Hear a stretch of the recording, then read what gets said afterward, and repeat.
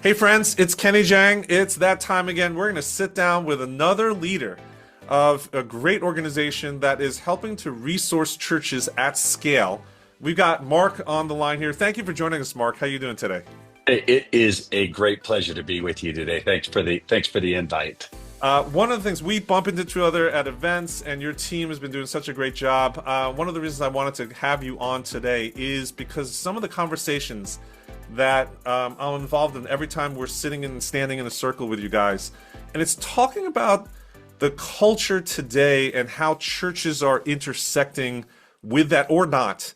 And just the acknowledgement that there's things going on where the ministry model of old doesn't necessarily fit or has not caught up with where people are out there in society, in our zip codes, in our neighborhoods out there, right, Marc? And so, Yeah, that's right. can just give us a framing of where do you think culture stands today? Yeah, I think it's a great question, Kenny. Just in the last couple of years, you've seen some tectonic shifts, and Yeah, probably the biggest one, people are more open to spiritual things now than since perhaps the Jesus people movement. That is a win for the church, right? However, what we're seeing, and this is really important for churches to understand, is that people are more reluctant than ever to walk through the door of your church. And what used to be this 3 to 5 connect points before someone would walk through the door of a church, that's moved to 12 to 15 connect points. And most churches today aren't simply prepared to have that kind of a strategy.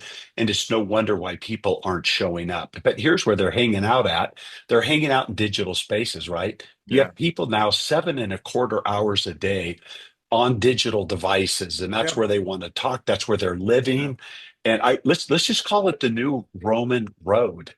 And so I think some of the shifts that have happened is that we need to recognize people are open, they're more reluctant than ever, they're hanging out in digital spaces, and we need to go where they're at to be able to reach them on their terms. Absolutely. I mean, I say, first of all, I think you're right that the number of touch points has increased. I have something that I call the law of 7-Eleven. If you look at traditional like retail sales or business sales, there's studies where salespeople give up after 2 to 3 touch points. But really, the ones that actually close the deal, that actually engage the customer, are the ones that hang out and go to the 7, 8, 9, 10, Right. 11 touch points before someone responds. And I think churches need to start thinking that way. It's like you can't just invite someone to church once and think that they're going to come.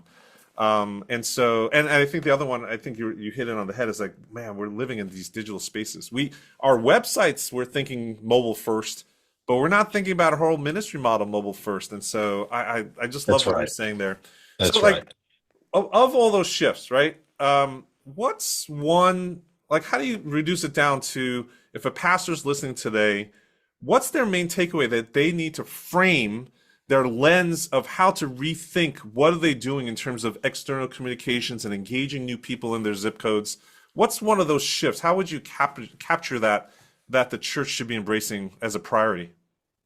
I think we need to go to where people are at, right? And when you think about Jesus, he always found the one in the crowd, Mm, and he always made sure that that connect point was personal, it was intimate. yeah, And so we've got to go beyond, even when it comes to social media, right? Some churches are going, "Hey, I do social media." Well, let's change the scoreboard from likes to engagements. Like, how do we get in front of someone when they want to talk 10 at night? It's Thursday, they're sitting on their bed scrolling through social media. How do we engage with them when they want to talk yeah, about, or the time they want to talk and what they want to talk about? And that's where we're having to shift some of our focus. It can't just be a gospel of come to Easter, come to Christmas, come to my weekend service. And we want to box our evangelism into these little 75-minute segments. yeah. And we want people to come to my place, my terms, my people, my culture, my language. And that just isn't working anymore. So we have to be thinking, how do we go to where they're at? And that in particular is going to the place of the digital spaces and getting in front of them and starting these live engagements. I mean, how is that going to change in terms of, I mean, uh, pastors are busy, staff are busy. How does that change in terms of like what their task or assignment is, what their budgets are, around all this stuff? What's the impact that you think needs to happen? Well, you're going to get me on a soapbox here. If we're too busy doing church to be the church, we have some real hard conversations we need to have, first of all, with the Lord and then with our team. Jesus, 128 out of 199 recorded ministry situations, they were evangelistic. And so we see that the majority of his time and focus were reaching lost people. And it's no wonder that the church in America, for the most part, is plateaued and declining because we're spending all of our time, our staffing, our money, and our energy in building the church internally. And let's do that. Listen, I'm a pastor. I've been a pastor for 40 years. We need to build the church. We need to pastor people. But we also need to understand when we talk about primary purpose or great commission, it's not a great suggestion, it's the Great Commission. And so, what are we doing when it comes to our time, our finances, our staffing? How are we building this culture that we're making sure that our church is thinking about the world in which we live and reaching the community around us? So important. Yeah, and so I want to go back to that idea that you said that digital engagement is high right now, yet church attendance is low. Um, are are you seeing, or maybe can you characterize how are churches using digital, or what's the potential for them to do it relationally, right? Like I think we all know that we can post like bulletin boards on social Right. media and do email blasts that, like you said, just come to Easter, come to our event, come here, come here. Right? Um, can you talk a little bit about that mindset shift in terms of evangelism for the target on the digital platforms? Yeah. And so, what a church is doing versus what they should be doing are two different questions, right? And so, what we find today, again, we're in a traditional mode of digital marketing and social media advertising that is really technical at best. And that is, we're getting the message out, we're getting clicks, we're getting awareness. We're hoping somehow that someone will see an image, a reel, a cool picture of the pastor preaching, and that's going to translate into them walking through the door of the church. Again, we talked about 12 to 15 connect points. And however you do it, our platform and what we're doing is trying to take the connect point and trying to get it personal and intimate and relational. Today alone, America is going to send 5.5 billion texts. We'll send 2 trillion texts. We find that 93% of people will share their deepest hurts, pains, and secrets via a text to a stranger, and only 13% face to face. Mm. And so we have to use that data to say, what are we doing to get in front of people? I believe that texting is the best way in which to do that, especially if we are doing it immediately. 92% of people will text back if you text them within 10 minutes. We want to talk when they want to talk. And also, we just want to make sure that when we start conversations, we know their name, they know our name, and it's not just about come. I want you to come to church. It's no, how can I pray for you? Mhm. What's going on in your world?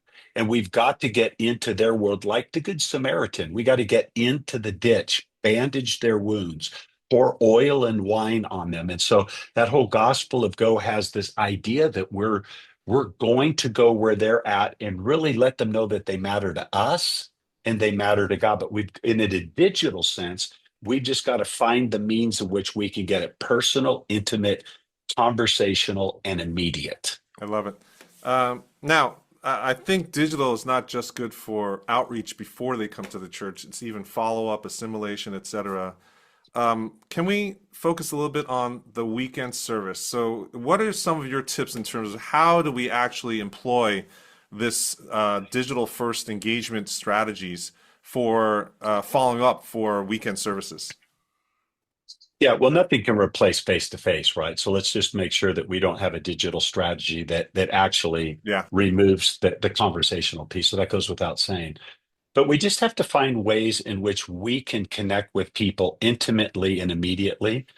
We just come out with Visitor Tap. And so we have tap technology that allows you not just to use tap technology for giving, but also for, we're seeing a high increase of people giving their name, number, email because there's a tap opportunity in front of them. And so, more than just gathering their name and trying to send an email out a day or two later, What would it look like if that person's actually getting a text before they get to their car and just saying, hey, thanks so much. This is Pastor Marc here. Thanks for coming. Hey, before you leave today, we just love to know, how can we pray for you today? Hmm. And so there's ways in which we can get technology, whether that's a tap technology, which I think is one of the greatest ways. What we're trying to do is we're trying to build those relationships with people before they come via texting, so that when they do come, we can connect them live with people. Awesome. So it'd be a couple thoughts that maybe I'd throw your way. The other thing that I've always found in church plants and growing churches is that they have a thriving family or kids ministry, right? Can you speak to that? Because I think you guys do a lot of work around the coaching churches to actually pay attention and seize the opportunity in that regard. Yeah. And so here's a staggering statistic, and that is 49% of all people come to church because of their kids, not themselves.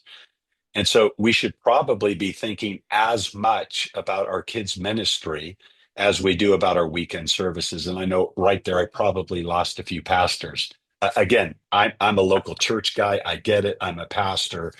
But people will make the decision of whether they're going to stay by how their kids' experience was on that particular weekend. So we need to staff that best. If you have a smaller church with volunteers, you need to put your best volunteers in there. And it's not a babysitting service. This is where we're shaping the next generation. And so we can build a culture where actually people are wanting to serve in kids ministry, not having to feel like they're being coerced to serve in kids ministry. But at the end of the day, what are we doing to build a world-class kids experience? And once again, this is where technology can come in, even with texting. If you have tap technology, you can be talking to those parents. Hey, we just wanted to thank you for dropping your kid off today. We had such a delightful time. Is there any other way we can serve you or pray for your family this week? And so, what are we doing innovatively and technology wise, not just in the moment, but also ongoing throughout that week to be able to connect with those families personally, relationally, intimately? Now, a lot of this seems intuitive, and I think people go along with it. But then, as a leader, sometimes you realize not everyone is on board, or there are some laggards in understanding that, hey, we have this huge opportunity to deploy technology for our objectives. Can you talk about your experience of how you can affect the culture in a church, on the staff, and across your volunteers and leaders? What are some important things that the pastor listening today needs to think about when they're talking about this, right? Because it's not just about adoption of a new technology, it goes way beyond that. Yeah, I think it starts first and foremost with the idea that the leader makes it a very important thing in their life personally in the way that they lead. It's not, technology isn't something that you delegate. And I understand that when it comes to your CRM or your ADP, when it comes to your Yeah. payroll, those aren't things that you're living and breathing and preaching. But when it comes to communication technology and assimilation technology, we have to realize that these are significant tools that we should make a priority in our lives, and also give time in our meetings, our staff meetings, and when we're meeting with people to just talk about it. Like, it's not just something that you implement and then you delegate. We've got to share testimonies, we got to share stories. We got to have some kind of metrics and accountabilities on the back end to see how well that we're doing. And so even if you're a church of 75 or a church of 7,500, this is a really important point, because technology is here to stay, and it can be our best friend in regards to connecting with people. I love it. So one of the things that I'm really interested in hearing about is what is the largest when someone adopts your platform and your system and they come in and they train the volunteers and the staff to do it, what is the first biggest aha moment or benefit that they actually get? Like there's a sequence of experiences where they say, wow, this stuff works, and they just continue to discover more and more value out of applying these types of things. But what's the square one that, in terms of expectations of once they start to go down this path, what are they seeing in terms of your customers? Well, on a positive side, what they're seeing is the ability to connect with the masses, one person, one relationship at a time. And so we have the ability, again, even though we're dealing with hundreds or perhaps thousands of names, our automated responses and our nurture points and our quick replies give us the ability to connect with people personally, as well as because it's not just push notifications and we're not just pushing emails or we're not just pushing text through mass texting platforms. We're putting it in a two-way conversational point, which always gives the person the opportunity to respond back, which makes it like they feel valuable and they feel seen and they feel heard. And so I think that's the first and most significant thing that we're seeing is that people are going, wow, we have the ability now to connect with people one-on-one in a very professional, immediate way that seems very personal and intimate. I love it. Um, Yeah. there are thousands of pastors that are listening into this conversation. If they have not come across Visitor Reach, could you just give us a 10,000 foot overview? Because I think there's so many different things that you have integrated into all the things that you offer. So maybe just give us a 30-second overview of what Visitor Reach is and how it works. Yeah, thank you.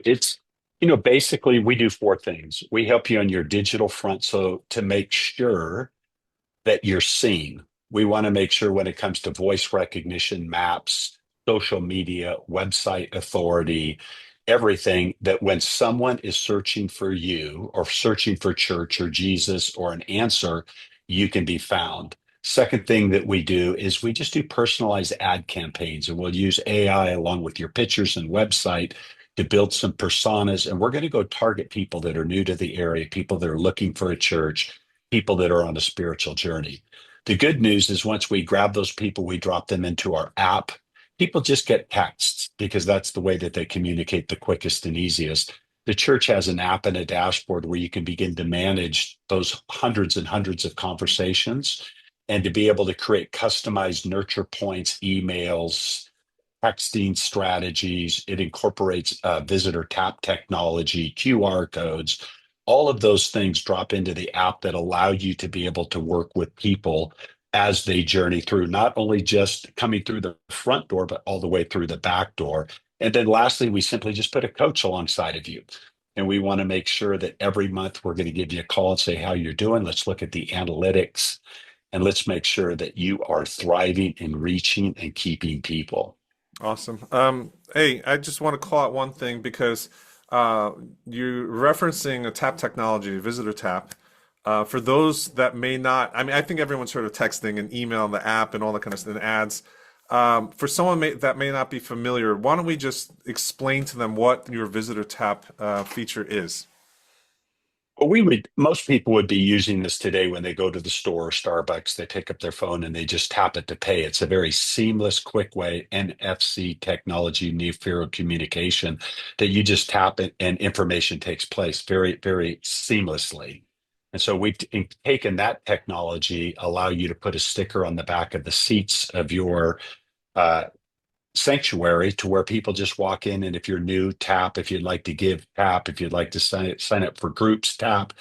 Our dashboard allows you to custom tailor that. We have a built-in tap tree editor that allows you to build a complete tap tree for that particular weekend and run sheet, and so you can always change it. But at the end of the day, it's having the ability to seamlessly give people the opportunity at that moment to connect without filling out a card or Yeah. without doing some other more laborious process. Yeah, I think that is an innovation that all churches really should think about because everyone walks into church with one of these, right, Mark? Like That's at right. this point, That's right. everyone has this. In fact, you have more people carrying your mobile phone than a Bible into a church today, and so taking advantage of that, making it a frictionless experience is, I think, what the tap technology offers.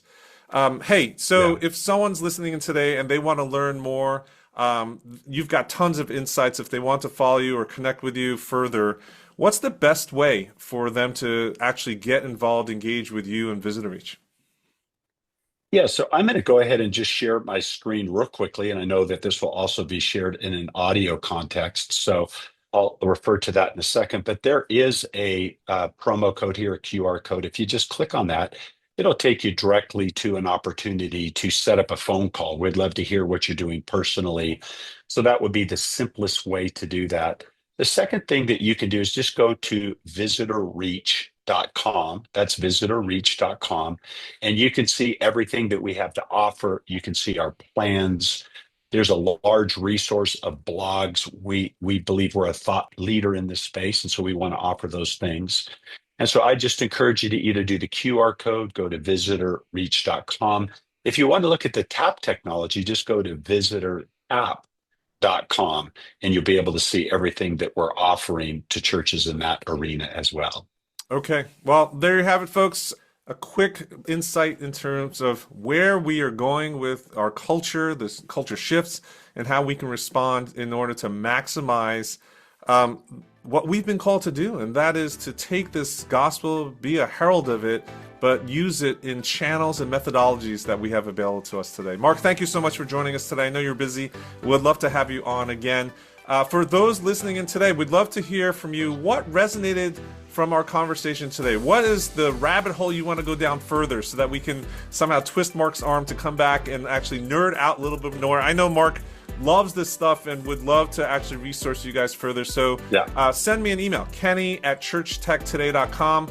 Let me know what you thought and what questions you have about all of this stuff in terms of tap technology, texting, engagement, so that we can actually further this conversation and resource you and your teams further.